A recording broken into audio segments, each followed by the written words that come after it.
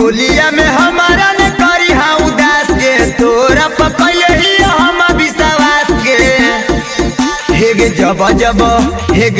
जब कहमी तबाई बोगे छौड़ी रंग ढोरी में लगेबो हेगे जब कहमी तबाई बोगे छौड़ी रंग ढोरी में लगेबो डाल के बदले में देबो कुछ दान गे सब दिन रहतोगे हमर पहचान गे और जे मन कर तो खिलैबोगे छौड़ी रंग ढोरी में लगेबो और जब कहमी तबाई बोगे छौड़ी रंग ढोरी में लगेबो।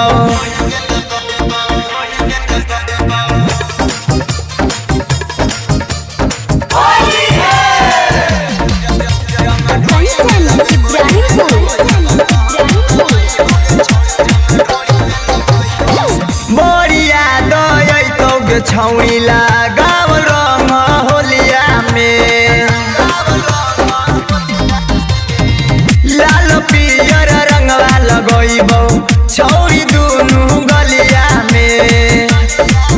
हेगे भर होली टोली में बोलइबो गे छौड़ी रंग ढोरी में लगइबो हेगे भर होली तोरे से बितइबो गे छौड़ी रंग ढोरी में लगइबो।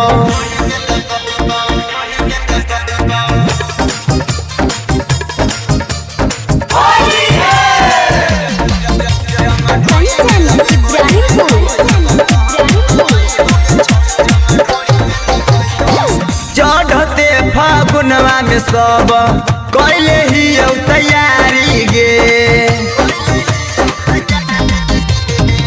आगे डाल तो रंजन के छौड़ी पीछे कमलेश बिहारी गे और डाल में कबो न लगइबो गे छौड़ी रंग ढोरी में लगइबो हेगे तोरे से जता